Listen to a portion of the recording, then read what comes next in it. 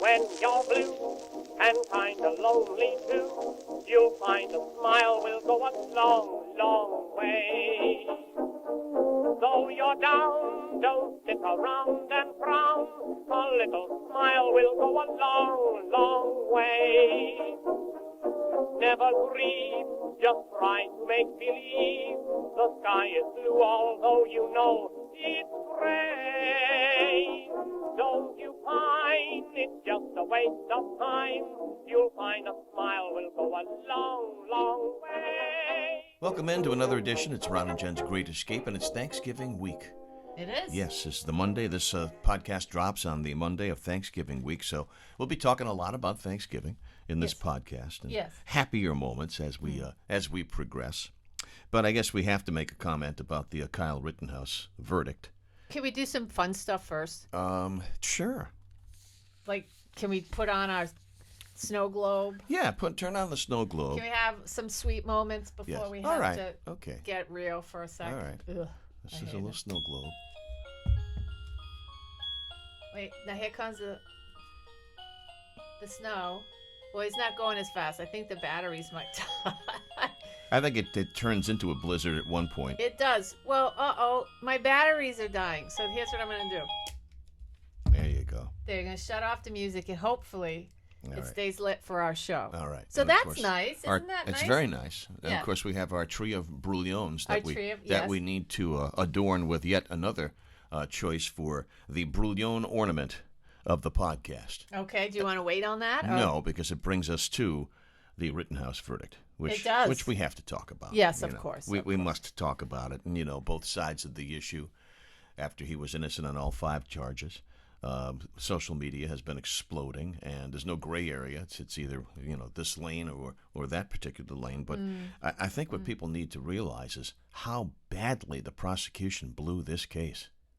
There were moments where I felt like we were in a time machine, and, it was, if the glove don't fit, you must acquit. And what does he do? He tries to put that glove on. It didn't fit. And I was thinking about that when I was watching the prosecution and some of the things that they chose to do or not to do or questions to ask. I just thought, wow. Everybody's anger is directed in different directions. Mm-hmm. Many people's anger are directed, and I don't quite understand it, is directed at white America, as though, en masse, we all made phone calls to the jury. But these people that are very angry, to include Alyssa Milano and many people in Hollywood, they need to be pointing the finger at that guy. Yeah. That guy had it to win or lose. Yeah. The assistant DA, Thomas Binger, or Binger, I really don't know how to pronounce his name. But people, I've heard it pronounced both ways, people who didn't follow this trial, this is so glaringly obvious. You made a great point before we started to record when this guy, Thomas Binger, had the survivor, Gage Grosenkreutz, whatever his name is. We'll call him Gage for now. Gage. This guy was supposed to be the key witness for the prosecution. He turned into the key witness for the defense. Yeah, that was a superstar for them. And and I'm not sure. You ask questions. Everything. Let's back it up. In a case, when something is going before a jury, there's the truth, and then there is a truth. The truth that either side tries to create, compel the court to decide in their favor. And so, I think that's where we have to just start, that there was a truth about that night, and then there's the truth that was projected to the jury in court. And this guy brought this Gage up on the stand to give a version of the truth that they wanted. Right. And you would think that they would have asked him questions prior, which they do. You run through it, as though you were going to be giving a show. And I don't know how they got this so screwed up. So anyway, one of the questions was asked something around what happened and, did you feel threatened? And this guy says, well, I didn't feel threatened. I pointed my gun at Rittenhouse. Game, set, match, right there.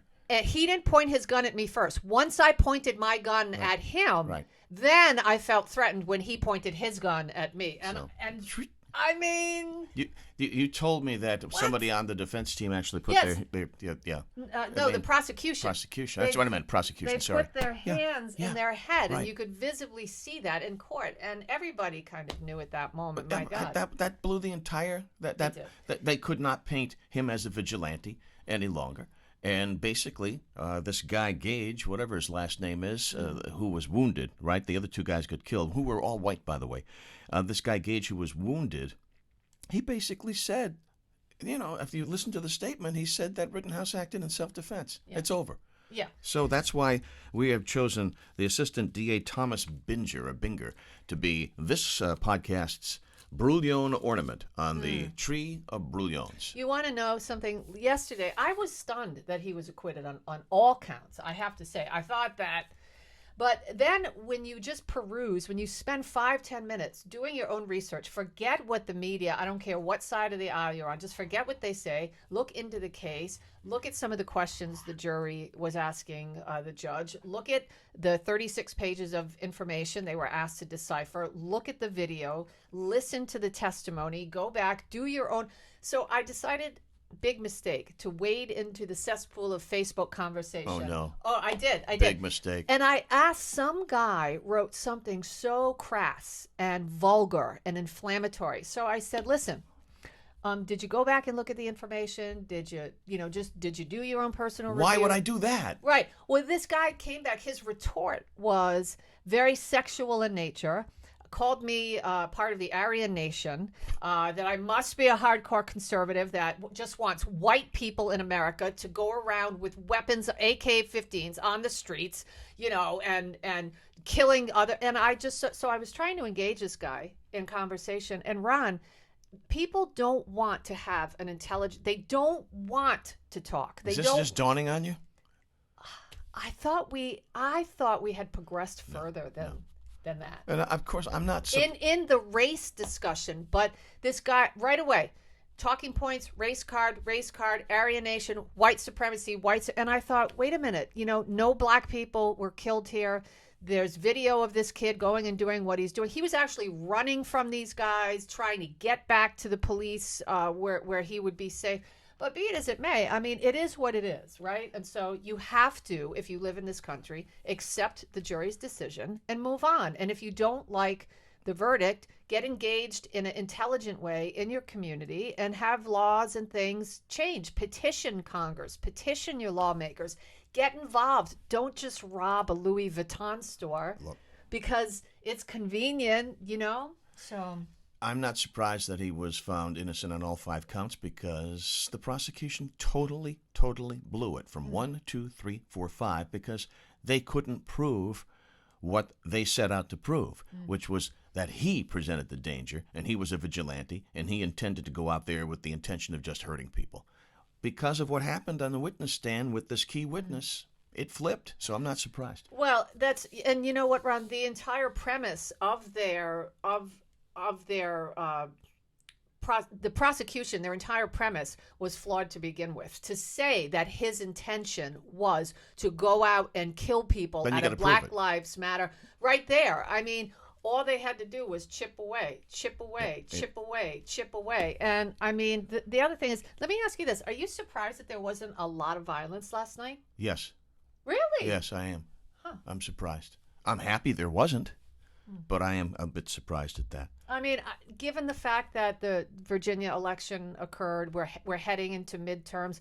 I mean, don't you think that people who run the show and send all of these, these instigators, these professional instigators that get paid to go into communities where they don't live and cause chaos and riots, don't you think somebody got on the phone and said, hey, you know what? America's tired. They're tired. And midterms are coming up. We just got trounced in Virginia. It won't do any good. It's going to dilute our cause. Now, there was rioting in Portland. We expect that. Mm-hmm. There was some theft in San Francisco. Not surprised. That community in large is suffering right now with severe homelessness and addiction. But, I mean, don't you think that the higher-ups who run this show said, we can't go back to 2020. We've got to move forward and figure out a new way to try to gaslight and manipulate the From public. a strategic standpoint, perhaps. But let's move on. He's off a man of so few words. Well, no, I don't, because I don't disagree with that theory. It's a distinct possibility. Yeah. You're right. And I think you're right when you say America's just tired of this Yeah, crap. I think everybody's We're tired. sick of it. Let's move past it. We're tired. Out here, where real life is happening, we all try to get on with each other and to listen to one another. We all have our moments, but it's not what the media is telling us that we are, and that's what's so frustrating for me. So we're putting him on the tree of brouillons because I think he definitely Why did you move the tree over there? Just to get out of eyesight, so we can put not over here instead. Okay. We'll put the tree back there in the next podcast All right. because we have another brouillon ornament to adorn the tree. We a lot of brouillonish activity. And this is this right here, your next story. This could be. Oh, We might, but see, I don't want to disrespect the vice president. this is scary. I want to like her. This is a frightening thing because she actually held the power. The vice president. Don't call me Kamala Harris. Kamala Harris. Actually, she was in power. Power was transferred to her from 10:10 a.m. until 11:35 a.m. last Friday, while Sleepy Joe, and he was sleepy. We can call him sleepy because he was under anesthesia. Colonoscopy. Yeah, Joe had to have his probe. So anyway, that was part of his physical. So for that brief stretch, Kamala Harris became a major trivia question. Well, she's already a trivia question, but she's a trivia answer. And the answer is, she is the only woman to ever hold the power. She wasn't elected. She was the only woman ever to hold the power of the presidential office. Officially. Even though it only lasted for a handful of minutes. I feel bad for Kamala. I feel that here's why I feel bad, because she's so grossly inept at the job. And it was tested. She was thrown out there as an ornament. When it comes down to it, she doesn't have that zip zap and pizzazz to get the job done. And I want to like her. I want to be excited about the first woman to hold high office, but she's kind of dumb. Can I say that? I don't know how. You can say whatever you want. It's a freaking podcast. Well, okay, dumb. She's kind of not okay. Dumb may not be the right word. She's inexperienced. And remember that guy that somebody that she had an affair with? He's a lawmaker, and when he found out, when she was up and coming, she was cheating on him. He had a wife and all this, and I'll come up with his name next podcast. But when he was stunned when he found out that she was going to be Biden's running mate, he just basically said, do they know what they're doing? Yeah, well, do apparently. they have any clue? I like your use of the ready? word. I like your use of the word ornament, by the way, She's an pertaining to her. ornament. Yeah, That's it. It's it. And but when's the last Sarah time? Palin was an ornament. Oh God, yeah. Yeah. When was the last time you can think of a vice president being under such intense scrutiny? Usually they're just like, oh yeah, that guy or that person. I don't know. Agnew. Johnson. Agnew, maybe. Agnew? I don't know enough about Agnew to say yes or Agnew no. had to resign. Yeah. So anyway, and did you? There's buzz. There was a lot of buzz on the different channels, right across the board last week that the Biden administration is kind of secretly looking into replacing her. Yeah. Which is not. It's not. You can't do it. For 2024. Oh yeah, as a running mate. But I mean, Biden will be 82 years old by then. Forget it. Yeah. So anyway. But if you're wondering if he can just say, get out and replace her with somebody else, no, you can't do it unless he dies, she dies, or she is convicted of some horrible felon some felony like Agnew was. Yeah, her top dog, her top advisor, quit. Yeah. Resigned. Oh yeah. And said, I'm out. And she worked for the Obama administration too. She's been around. She's not some slouch that just is delivering coffee. She knows what's what, and she said, I got to save my career. Yeah, I'm out of here. When crap like that starts to happen, they feel bad. the pressure, and the rats run off the ship. As you were born and raised in the city on the move. Pardon me, the frozen north of Woonsocket. So I got to get your opinion about this Woonsocket City Council voting 6-0 on their initial plan for U.S. aid, which includes a synthetic ice skating rink and new chairs for the Chamber Council. That was a big point of outrage last week. What do you think about that? Well, I got to tell you, when my father was still alive, I asked him one time about the now defunct that they're trying to resurrect skating rink in Woonsocket, and he said to me, there wasn't enough money in the budget for no. And hand on the Bible, this is what he said. It was a stupid investment anyway, and I didn't see any need for it. I was so upset with my father for saying that, as though he made that decision. He didn't see the value in a skating rink, an outdoor activity for young kids, as something different for the community to have. I'm very happy that they're resurrecting the skating rink. The chairs, Ron. I mean, guys. Well, the criticism, the real criticism here was a lot of things were taken out of perspective because they asked their constituents what they want to see the money used for initially, and it was to not help homeless, but affordable housing was the number one issue. Sure. But that's being addressed in other areas in Woonsocket with other funds. So what they should have said was, oh, no, that's being addressed, boom, boom, boom. But instead, they got super defensive when it came to the ice rink and what have you. So hopefully everybody will get in sync in the frozen north of Woonsocket. No, I mean, I think it's valuable to have those kind of assets, in your community because it draws people in. I mean, I'm an outdoor skating rink. I'd go down to Woonsocket and throw my skates on. That's fun. I mean, but it's synthetic. Yeah, well, I mean, that's just rollerblades, right? Synthetic.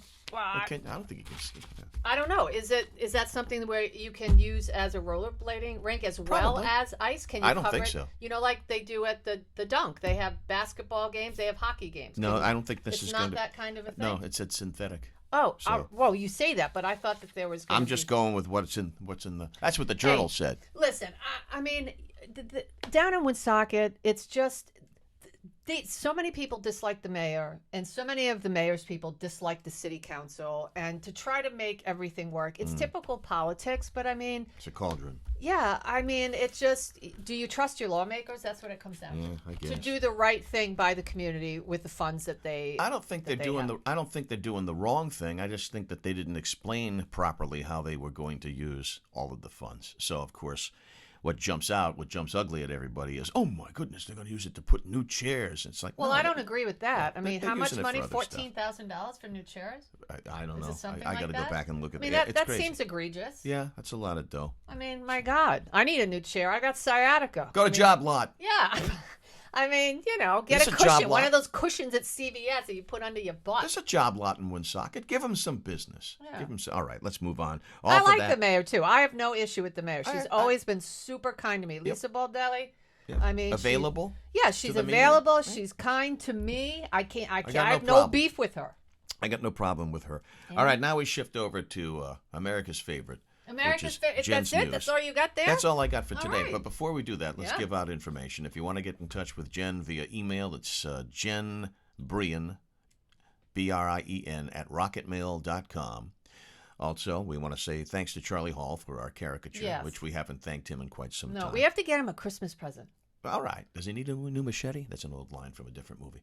know Also, check out our commentary every week, every Wednesday. Oh, I'm writing something It's important this hotter week. than the lid of a potbelly stove. This one is going to be good. It's on rinewstoday.com every Wednesday. Check it out. Got And- something to say. Yeah, and check out our Facebook page, too, at Ron and Jen's Great Escape on Facebook. All right, now I've taken care of all of the business. Now it's time to move on I to like Jen's your news. 19 o'clock shadow. Yeah, I'm I letting love it. I I'm think letting it's it go. great. I'm letting it go a little bit. Yeah, You can't that's see. good. You really I like can't it. see It's on the great podcast. now. It's so distinguished. Yeah, yeah. Tony you look Bristol. like you lost weight. No, not really. Tony Bristol, my pal, Yeah. from and co-member of the Rhode Island Radio and Television Hall of Fame. Tony Bristol. Tony, Love that guy. Tony still insists that I color my hair. Really? Yeah, just because he now is all gray. He's younger Oh. than I am, and he insists that I color my hair. I do not, and you can't vouch for it because you don't live with me, but Patty could vouch for it. Yeah. Anyway, I let's know. move on. You Enough do have about. a bald spot coming. I though. do. Enough about me. Let's move on to Jen's news. Okay, well, here we go. America's favorite segment and America's favorite theme song. Hazel. It's time for. What is it time for? It's time for Jen's News. Trio Brouillons is back. Wait a minute. No, enough. No, We can't do that. I can't? We can't play the music. Oh, are we going to get sued? Well, we could. Oh, my God. I think I hear the feds knocking on the door right now. I'm sorry. All right. Ron, No. I'm going to quote Julian Edelman. Okay. This is a quote from Julian Edelman. A couple weeks ago, I don't know, 3-4 weeks ago, when the Pats started winning because they won their 5th straight the other day. Yes. What did Julian Edelman said? Getting hot. You just see, that's all he wrote. That's all he wrote on his tweet. Getting hot. Yep. This story is getting hot. Did you hear this one? This is good. This is a good story. Antonio Brown is back in the news. No, he hasn't slapped his partner. No, he hasn't, not paid somebody. Well, yeah, he has, but not paid somebody after they moved stuff for him. And no, it's not a trainer that he sexually harassed. Antonio Brown, those are all true stories. Those were in the news. He's back in the news, Ron, because somebody is saying, this is speculation, the NFL's investigating that Antonio Brown got a fake vaccine card. But from a Bucs teammate. Uh-oh. Yes, so Antonio Brown. And this info, by the way, is coming from the former chef for Antonio Brown, who Antonio Brown owes $10,000. So, I don't know, take it with a grain of salt. But the former chef of Antonio Brown has accused the Bucs wide receiver of obtaining this fake vaccine card.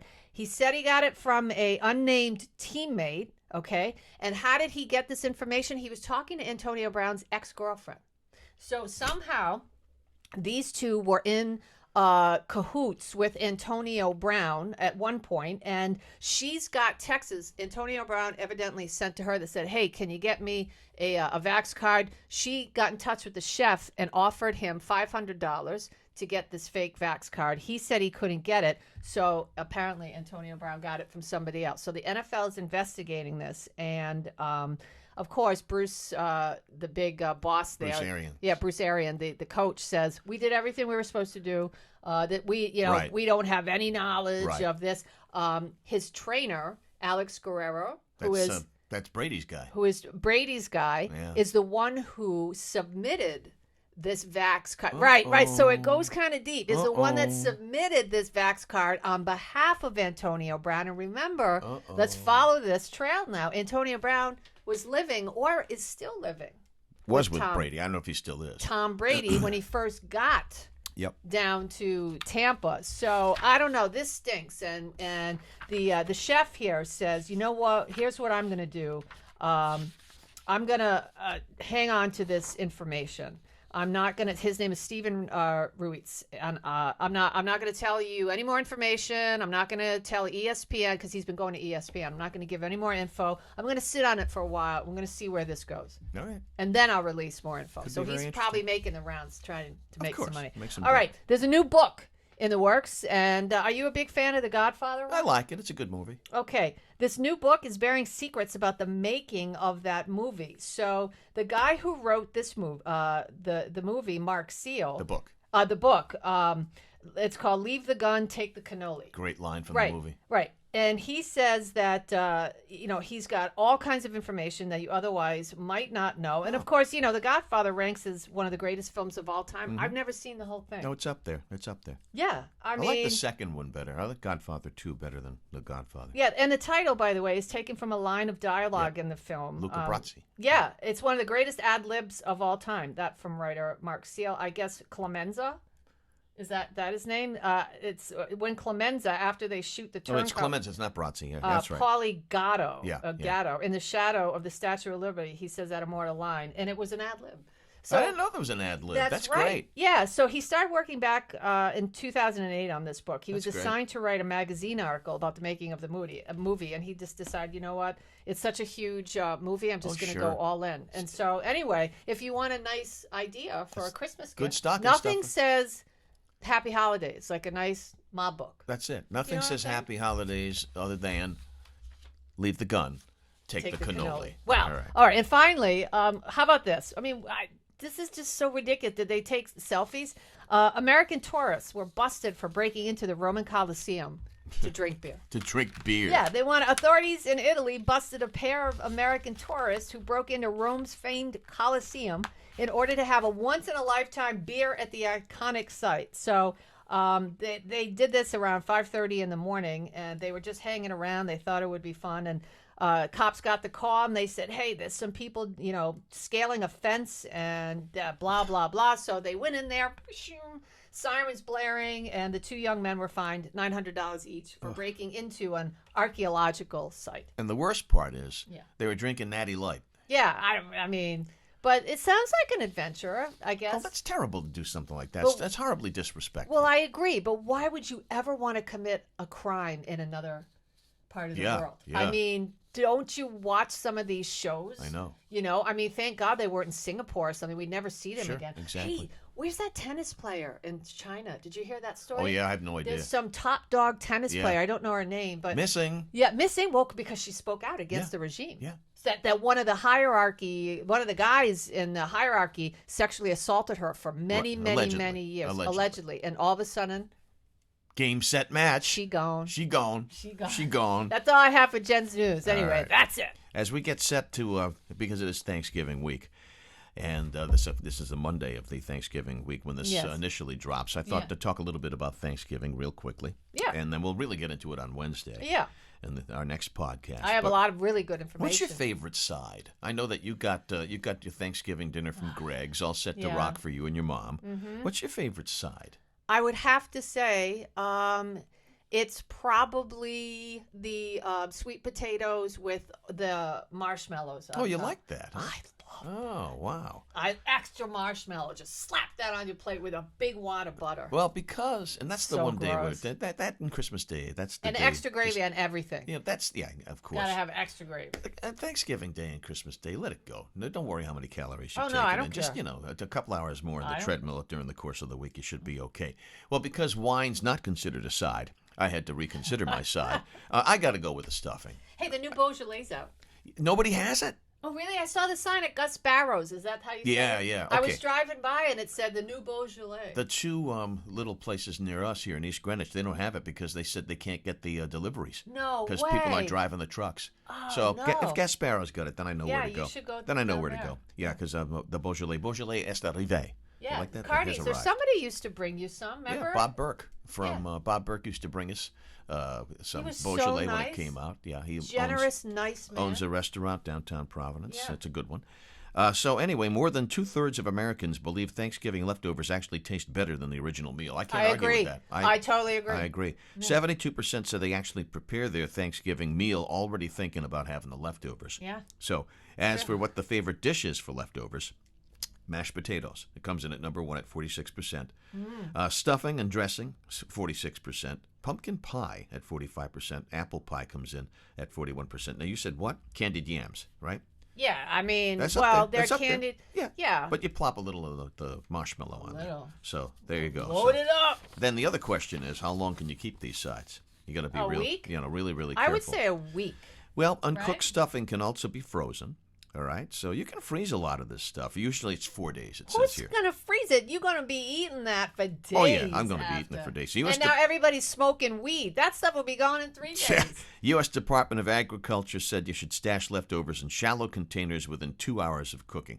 And it's okay to actually pack it up while it's still warm. A lot of people think that's not a good thing to do, but they say that you can do it 4 days on the average. 4 or 5 days. So stretch it to 6. Everything should be fine. So there you go. That's how long you can keep your Thanksgiving leftovers. Did you have any sort of tradition that you go through with the holidays? For instance, yes, drinking heavily. Well, yes. I say yes. No, I don't do that anymore. But my dad would make a turkey on Thanksgiving, obviously, and then he would make the ham on Christmas, and then for New Year's Day he'd get a prime rib. Not this year. I know. Not this year. Well, yeah, he's dead. No, but I mean the price. Oh. My Lord. My dad is gone, of course. I mean, my father used to make. He could cook, man. My father made the Thanksgiving dinner. Oh, my really? mom didn't. Thank God. My mother was a horrible cook. My dad was a great cook. My mom was a terrible cook, which was inspiration to me to be a better cook. So You're a good cook. Yeah, thank you. But my dad cooked all on Thanksgiving, and he made great pies, too. Yeah, my dad made the best stuffing. I'm so mad. I was telling my best friend the other day. He died with the recipe. That's it. I don't know. He used to make meat stuffing with mashed potatoes, and he'd do with onions and celery, and I don't know what the portions were. And yeah. Anyway, I have a story about dogs and their anxiety. Should I do that? Yeah. Yeah, all right. Researchers are finding high-frequency sounds. This is true for Molly. And common noises like vacuums, microwaves, and even smoke detector battery warnings can trigger anxiety in dogs. And it can also make your dog's ears hurt because they hear things that we do not. So when you drive by, say, Dunkin' Donuts or a 5G tower, you know, and your dog starts to cry and whine in the car, it's because their ears hurt. They can hear stuff, Yeah, just be advised, because Molly goes through that all the time. There was a big study done at the University of California. Almost 400 dog owners said that, you know, they underestimate their pet's fearfulness and respond with amusement rather than concern when their dogs are behaving in ways that they have not seen a lot or don't quite understand. So your dog's talking to you. They can't speak words. They only react and listen to them. Listen to what they're saying. And it's time to start thawing the turkey. Depending on what size your bird is, sometimes it takes 3 full days to thaw the turkey. So keep that in mind. And remember, I didn't know this. Last year was my first turkey. My neighbor had to come over because I couldn't find the giblets. You know why? Because they were in the turkey's butt. I didn't know you had to put your hand in the turkey's butt to pull out the giblets. She came over and found the giblets. And good, because those are usually lapped. And then I had to wash the butt out. It Yeah, was gross. well, I'll never cook another time. Giblets usually, Giblets, whatever you call them. They're usually wrapped in plastic. Usually It wrapped was in a turkey's plastic. neck, man. Well, anyway, Yeah. start thawing the bird instead of chucking it. And remember, there's 2 holes to clean. Yeah, Just saying. there usually are.